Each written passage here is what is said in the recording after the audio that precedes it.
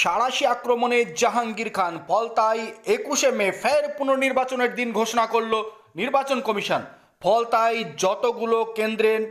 যতগুলো বুথে নির্বাচন সম্পূর্ণ হয়ে গিয়েছিল, সমস্ত বুথের নির্বাচন প্রক্রিয়া বাতিল ঘোষণা করে দিল নির্বাচন কমিশন। ফলতার নির্বাচন প্রক্রিয়া সম্পূর্ণভাবে বাতিল। 293টি বিধানসভার ভোট গণনা হবে সোমবার। 293টি বিধানসভার ভোট গণনা হবে সোমবার, অর্থাৎ একটি বিধানসভার ভোট গণনা ঝুলে থাকবে। 21শে মে ফলতায় ফের পুনর্নির্বাচন সংগঠিত করবে নির্বাচন কমিশন।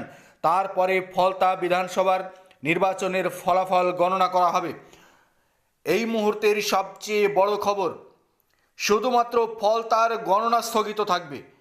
ফলতায় জাহাঙ্গীর খানের খেলা কার্যত শেষ। সাঁড়াশি চাপে জাহাঙ্গীর খান, ফলতার নির্বাচন বাতিল করল নির্বাচন কমিশন। এই মুহূর্তের সবচেয়ে বড় খবর, দক্ষিণ চব্বিশ পরগনার ফলতা এলাকার পুনর্নির্বাচনের দাবিতে রাস্তায় নেমেছিলেন লোকজন।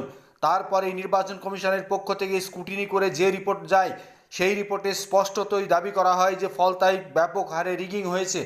তাই ফের গোটা ফলতায় নির্বাচনের সিদ্ধান্ত নিল নির্বাচন কমিশন।